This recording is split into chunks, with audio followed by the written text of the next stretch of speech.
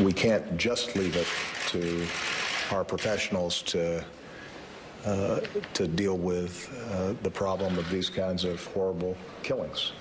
We all have a part to play. The nation is mourning with San Bernardino tonight. An investigation reveals new details about the couple behind the mass shooting that left 14 people dead. However, questions remain over what prompted the violence. Good evening and thanks for joining us. This is what we do know right now. The shooters are identified as 28-year-old Saeed Farouk and his wife, 27-year-old Tashfeen Malik. They both died in that shootout with police yesterday, hours after they shot and killed 14 people at the Inland Regional Center. The number of wounded now stands at 21. The FBI is still trying to determine whether it's a case of terrorism or of workplace violence. The Associated Press reports a U.S. intelligence source said that Farouk had been in contact with known Islamic extremists on social media. Governor Jerry Brown, meanwhile, is in San Bernardino and is set to speak at a news conference there within the hour. San Bernardino police have said the shooting suspects were prepared when they went into the Inland Regional Center yesterday, as if they were on a mission. Earlier today, we learned just how prepared they were. We believe the suspects, when they entered, fired somewhere between 65 and 75 rounds from their rifles at the scene.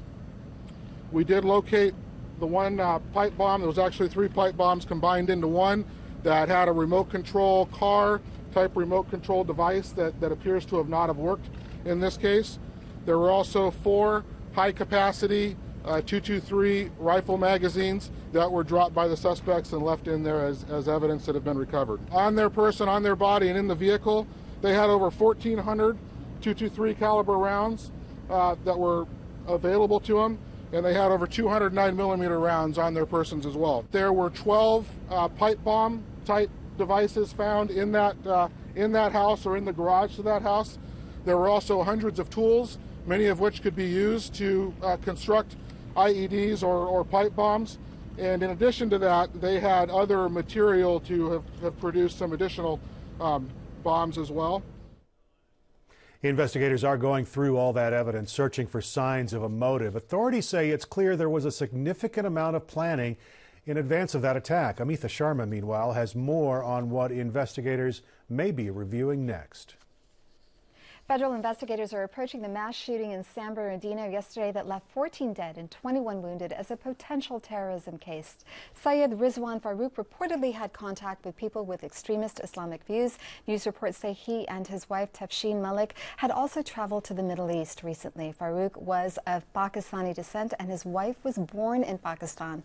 Joining me to talk about the shooting and the investigation is Deepak Gupta, a terrorism expert. Deepak, both Farouk and Malik had traveled to the Middle East recently. Farouk, the husband, was said to be in touch with people who had suspected terrorism ties. They had a vast arsenal of weaponry. You're an investigator on this case. How are you treating it? What are you looking for? As far as I'm concerned, it seems like there was a huge amount of planning that went before the actual events. You don't gather that kind of an arsenal. You don't make that many pipe bombs without some pre-thought, without some planning. The question is, where does this plan come from?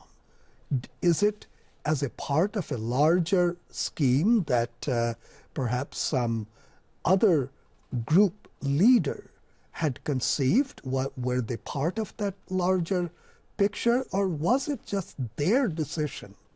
And that is the most important question for me. So again, let's make it clear, we don't know if there's a terrorism connection. At the same time, but if there is, at the same time, Farouk was described as co-workers as living the American dream. He and his wife had been married for 2 years. They had a 6-month-old daughter. He had a good job. How do you go from that life to a massacre? Where's the disconnect? There is a huge disconnect. If you look at the annals of suicide bombers or people who take this kind of actions, such as it's called the fidain type of action, where you don't plan to commit suicide, but you go there to sacrifice your life. Now, if you look at that, we know only one case, at least I know only one case, and that was in Amman, Jordan in 2005, where Sajid Mubarak, she went with her husband to a wedding party in a Radisson hotel, and her husband blew himself up. She tried to pull the cord. It didn't blow up, but she was in her 40s. She didn't, as far as we know, she didn't have any children. So having a husband and a 6-month-old daughter makes it an incredibly unique case in the history of terrorism. So that was in Amman, Jordan. If it turns out that these two were inspired by Islamic extremism, and yesterday this happened on American soil, is that a game changer? It's not a game changer because we know it has happened before. We have seen the Boston marathon bombing. We have seen Major Nadal Hassan, who killed 9 people in Fort Hood. You know, we have seen many examples of this. And this is not a game changer in the sense that it's something absolutely new. No, it is part of an ongoing process. You've studied terrorism groups. How do you stop people from being radicalized?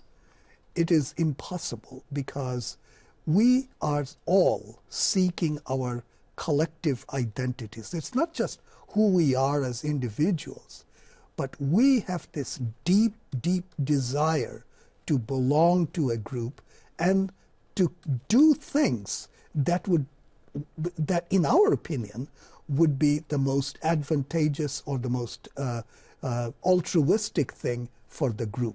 And this is a typical human emotion. Very quickly, the shooters were Muslim. I know American Muslims are deeply concerned about Islamophobia. How does a society guard against that? It's very difficult because your anger, your dislike for the acts, they take over and they cloud our judgment. We start thinking everybody along the same line. But does it make any sense if somebody from another culture, another complexion carries out a heinous attack? Does it paint the entire group by their actions? That's what we have to remember. We've got to close it there. Deepak Gupta, thanks so much for coming on the program. You're welcome. This marks the deadliest mass shooting in the United States since 2012 when a gunman opened fire at Sandy Hook Elementary School in Newton, Connecticut. 26 people died, many of them were children. The NewsHour updated its map documenting all the mass shootings in the country for this year. They used data from shootingtracker.com. Now, the site counts more than 350 incidents. At least 25 of them happened in California. President Barack Obama is renewing calls for tougher gun laws. He says right now, laws give potential attackers easy access to weapons, and lawmakers should make it harder for them to carry out violence. As the investigation moves forward, it's going to be important for all of us, including our legislatures, to see what we can do to make sure that when individuals decide that they want to do somebody harm, we're making it a little harder for them to do it. Because right now it's just too easy. This week's massacre shooting in San Bernardino brought back memories to former San Diego Mayor Jerry Sanders. Sanders was a police lieutenant and a commander of a SWAT team that responded to a mass shooting at the San Ysidro McDonald's where a gunman killed 21 people back in 1984. Sanders spoke with KPBS about the crime that he remembers. Obviously, the McDonald's massacre in San Ysidro in 1984 really affected the city in ways that were pretty amazing when you think back about it. It really injured a community. It really changed relationships in a community. When you have something that occurs like that is so tragic, it really kind of rips people apart, and it takes a long time to bring them back together. And I would imagine in San Bernardino they're going to have that same issue. Sanders gave the order to a police marksman on a nearby building to shoot and kill the McDonald's shooter. The San Diego Regional Center offices were still closed today following the shooting, and help is on the way from San Diego, where the blood bank is asking for blood donations to help the wounded. The San Bernardino Lifestream Blood Bank remained on lockdown during the incident, which affected the Inland Empire hospitals where victims were being taken yesterday. This isn't the nature of Muslims or Pakistanis to shoot up a war. I hate to classify them now, but they don't do that. To society. Again, more blood donations are welcome. People can find information at sandiegobloodbank.org. We'll have more updates on the investigations and the survivors online at kpbs.org. We'll also have continuing coverage on the San Bernardino shooting tonight on the PBS NewsHour. That starts at 7 p.m. right here on KPBS. In other news, a major announcement from the Pentagon. Defense Secretary Ash Carter says effective January 2nd, women can serve in all military combat roles with no exceptions, as long as they meet the standards. Women will now be able to contribute to our mission in ways they could not before. They'll be allowed to drive tanks, fire mortars, and lead infantry soldiers into combat. Carter also acknowledged that women had been serving for years on the front lines in Iraq and Afghanistan. One of those women is Natalie Slatterly, who was deployed to Iraq in 2008. I was a gunner at the time, and I've been told since I came back that it never happened because women weren't in combat. My family were told the same thing, not to worry because I was a woman. Why would I see any action? More than 300,000 women have been deployed to Iraq and Afghanistan since those wars started. More than 160 have died. A new program at San Diego State University will provide housing to 100 students who are homeless or at risk of becoming homeless. The students are enrolled in SDSU's Guardian Scholars, which helps at-risk students who are high achievers. SDSU President Elliot Hirschman says the program has a 95% graduation rate. Our Guardian Scholars have persevered against incredible odds, and they've asked us for only one thing: to support our shared future in San Diego. The San Diego Housing Commission will give $600,000 in federal funds to provide housing. SDSU plans to raise another $400,000. Demanding an end to racial harassment and responding with rallies at San Diego State and around the nation. Amitha Sharma has more on the college students who say now is the time to push for more diversity and to end all forms of racism on campus.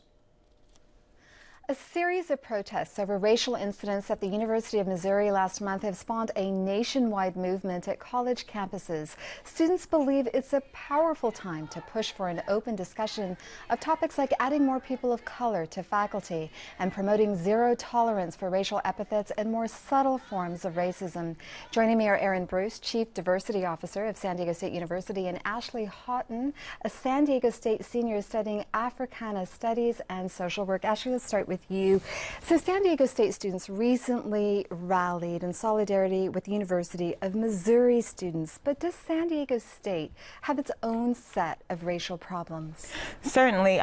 Even though we live in San Diego and it's much more diverse than Ferguson, we have more opaque types of racism, and sometimes we forget about that, and that's kind of what you experience at San Diego State. It's much more subtle, and they call it microaggression now, and it's much more of that versus the blatant forms of racism. Well, I want to talk about that a little bit more, but would you say that there's institutional racism? Yeah, San Diego State is a reflection of the society at large, and if there's institutional racism in our larger society, of course there's going to be institutional racism in our campus, and that's reflected in the number of Black faculty members and Black students. And Erin, what do you think of Ashley's characterization? I think Ashley's reality is valid. I think it's important to acknowledge the realities that students have, but as one of the top 6 most ethnically diverse universities in the nation, we know there's going to be challenges, and it's a work in progress just like it is everywhere else in the country. So what is the university doing to address those challenges? Well, I think one of the things is that we're preparing students to be successful leaders in a diverse workforce, which means that we need to expose students to difference, whether it's sexual orientation or whether it's ability or whether it's students who are part of our military and veterans population.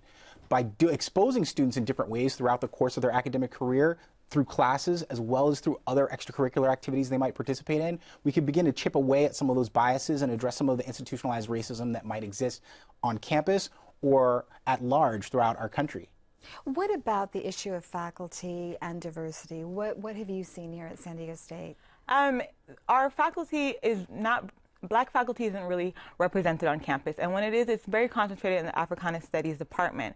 And what that does is, you know, in other classrooms where you have African American students and you don't see your African American professors, it kind of creates this disconnect between the student and the faculty. And, you know, the only way to address that is to have a more representative population in faculty.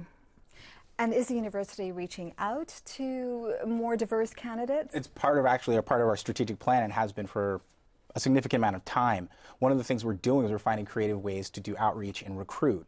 And that means that we've got to put forth our best effort. And what's nice is that it's not one person doing it. We're engaging our alumni to help recruit. We're engaging different student organizations to help recruit. There's a significant committee that actually members of Africana Studies are part of. And I think that's part of the process, is that because we're aware of these important issues, we're taking the lead nationally in a lot of ways to put a dent in it. It doesn't mean that we're going to get it right every time, but I think one of the things that we have been able to do is even including people like the Chief Diversity Officer in the interview process when finalists come to campus. Very quickly, I have a couple of important topics to cover. You mentioned microaggression. What is it? How prevalent is it? Well, microaggression is what's now being referred to as the small types of racism that African American people and people of color face. It's things like saying that, you know, you're pretty for a Black girl, or, oh, can I touch your hair? It's so different. And, you know, it's, you said how prevalent is it? It's literally in everyday life. You know, if you grow up in a society that's racialized, you're going to face these things, and it's just what it is. So, Aaron, there are people who hear this concept of microaggression and they say this is tortured. This just creates a sense of victimhood. What's your take on this? Well, I think it's a reality. I think it's a reality, and it even goes beyond race, whether it's gender or whether it's ableism. I think those things are prevalent, whether it's homophobia. There are things that people say that are hurtful. It's our job as a university to create an environment that's supportive of our students and teaching them the appropriate way to be successful leaders in a diverse workforce. Finally, in 30 seconds or more, I know that there have been more than 5,000 studies showing that microaggression is harmful, that it affects student performance and even their mental health. How do you get people to think differently about race? First, it starts with changing the institution and, you know, making the African American presence more prevalent. And then it starts with training, like the cultural competency training and cultural diversity training. Most importantly, it's not one thing you do. It's a complete interlocking and integrated system of things that you have to do to affect the change. Ashley, Aaron, thanks so much for coming on the program. Thank you. Fewer than a third of Californians voted in the last election. Secretary of State Alex Padilla aims to change that. KPBS education reporter Matt Bowler explains why boredom may be a factor. I'll ask that one more time. How are you feeling this morning? Okay, we could go back to class, right? You can work. So work with me. California Secretary of State Alex Padilla is doing his best to get this group of Mission Bay High School students excited about voting. Padilla admits as a teen he wasn't very interested in voting either. You know, part of why I couldn't see myself when I was growing up being involved in politics is not only what you heard on the news, but it was something that I could relate to. A teacher helped him get interested in politics. It wasn't until my high school government teacher sort of sat me down, had that talk, pulled out a registration form, and wouldn't take no for an answer that I was registered finally. Padilla says a caustic political climate pushes many away from the polls. We're hearing a lot of, in my opinion, harmful and negative rhetoric from some of the presidential candidates. And Padilla says politics needs to be a family affair. There's a lot of families that aren't teaching the kids to get out and vote every November because their parents may not be eligible. However, with automatic voter registration, Padilla sees more and more people making their ways to the polls. Matt Bowler, KPBS News. There are new developments on the San Onofre nuclear power plant shutdown today. The California Public Utilities Commission fined Southern California Edison with a $16.7 million penalty. It is for failing to report secret talks between Edison executives and regulators following the plant's shutdown. A new public opinion poll finds global warming appears to be an urgent concern in California. The Public Policy Institute of California polled more than 1,700 people in an effort to see what they think about global warming. Researchers found 57% of Californians consider global warming a serious concern. Another 23% say climate change is somewhat serious. That's 4 out of 5 people calling the situation serious or somewhat serious. It not only affects us now with like small changes and stuff, but it will definitely affect us in the future. Our children, grandchildren, and me, I'm only 30 years old, but I can foresee like 20 years from now how much it'll affect me. I believe in the change of the 2 degrees. It's going to be a big deal. Even if we change it by 1 degree, it's going to be huge. And we're quickly approaching that. So, yeah, I think it's a serious concern. California is widely seen as a leader in efforts to deal with climate change. The Public Policy Institute poll found people support legislative efforts to alter the course of climate change. I think the state has to do everything it can to address this issue. It's a serious issue. The scientific evidence, it's irrefutable. So time is now to do as much as we can. I don't feel that we've done enough. Jobs may be one reason people support action. Only 19% of those polled thought the state's climate change policies would hurt the economy. 45% thought it's actually a path to creating jobs. And in case you're wondering, more Californians thought this was a serious issue than the general population of the United States. Now, visions of sugar plums are dancing across local stages as the Nutcracker Ballet makes its annual holiday appearance. KPBS Arts Calendar editor Nina Guerin gives us a look at some of the many San Diego versions. For many San Diegans, going to see the Nutcracker is as much a holiday tradition as baking cookies and decorating a tree. And did you know there are close to 24 versions of the holiday ballet happening around San Diego County? There are traditional Russian ones, full company ballets, and many student versions close to home. There's even a hip-hop interpretation. If you don't know the story, here's the short version. A young girl receives a magical nutcracker for Christmas. After helping to defeat a mouse king, she travels to a land filled with dancing sweets and an enchanted sugar plum fairy. To get a better handle on all the nutcrackers, we spoke with the 3 biggest local dance companies: City Ballet of San Diego, California Ballet, and San Diego Ballet. It's an American phenomenon. Families don't feel like they can even have Christmas unless they've seen the Nutcracker. It just seems to put everybody in the mood. That's Stephen Wistrich, the artistic director of City Ballet. For 20 years, his company has put on one of the most traditional versions of the ballet at Spreckles Theater. City Ballet stays close to the original, which was staged at Russia's Mariinsky Theater in 1892. San Francisco Ballet premiered the first American version in 1944. But it didn't become the holiday tradition it is today until 10 years later. That's when choreographer George Balanchine reimagined it for the New York City Ballet. Balanchine was very wise, and he really knew what Americans would like. He always had his pulse on the American public and their tastes, and he was right. Another San Diego favorite is California Ballets at the San Diego Civic Theater. Since 1971, artistic director Maxine Mayen has been putting on one of San Diego's most popular nutcrackers, thanks to whimsical costumes and live musical accompaniment, often by the San Diego Symphony. Her version is inspired by the original San Francisco Ballet, but she's updated it to be more friendly to ballet newcomers. I felt like the audience didn't know what was going on.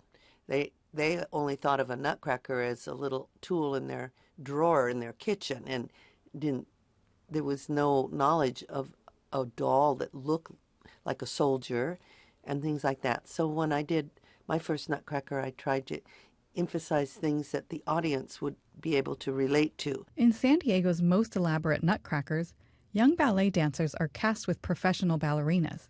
The students play everything from sheep to bonbons. Reese Rudolph is a 12-year-old ballerina who will be playing the main character Clara for San Diego Ballet's show at Copley Symphony Hall.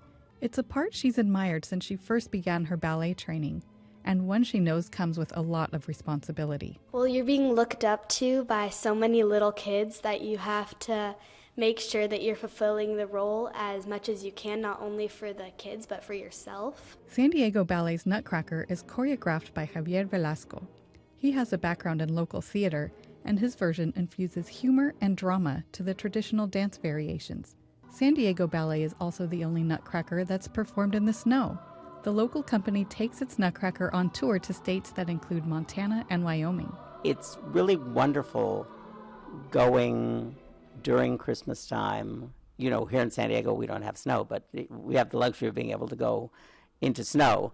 But it's wonderful going during the holiday season, and it's also fun being ambassadors for San Diego. KPBS has a comprehensive list of all the Nutcrackers happening in San Diego, whether you're looking for a low-cost student version or a production with professional dancers. You'll find the list on kpbs.org and on our new arts calendar, kpbs.org/arts. Nina Guerin, KPBS News. We've got some warmer daytime temperatures on the way. Coastal temperatures going to reach into the mid-70s this weekend. Up in the inland valleys, 80 degrees for that area. Mountains are going to see temperatures in the upper 50s to low 60s. And out in the desert, temperatures are going to be very comfortable in the mid-70s. You can find tonight's stories on our website, kpbs.org/evening edition.